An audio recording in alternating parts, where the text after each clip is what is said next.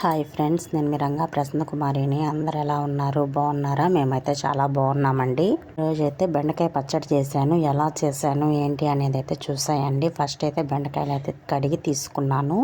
ఇక్కడైతే ముక్కలుగా అయితే కట్ చేశాను. ఇక్కడైతే తాలింపు ప్రాసెస్ క్లిప్ యాడ్ అయినట్టుంది.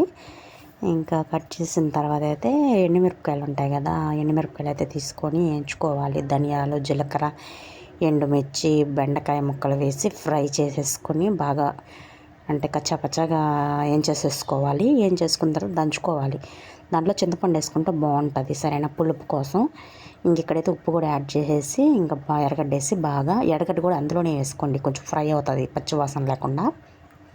బాగా ఫ్రై అయితే బాగుంటుంది అనమాట. ఇంకా ఇక్కడైతే చూడండి అట్లా వేసేసుకున్న తర్వాత ఇంకా మిక్సీలో కావాలంటే మిక్సీలో వేసుకోండి, రోట్లో దంచుకునే వాళ్ళు రోట్లో దంచుకోండి. పచ్చడి మాత్రం టేస్ట్ మాత్రం నెక్స్ట్ లెవెల్, చాలా బాగా కుదిరింది. కానీ కొంచెం ఉప్పు ఎక్కువైంది కాబట్టి అది చూసుకోండి, ఓకేనా. కొంతమంది ఏంటంటే ఉప్పు ఎక్కువ తినేవాళ్ళు ఉంటారు, కొంతమంది అంటే ఉప్పు తక్కువ తినేవాళ్ళు ఉంటారు. కాబట్టి ఉప్పుని బ్యాలెన్స్ చేసుకోండి, ఓకేనా. బాయ్.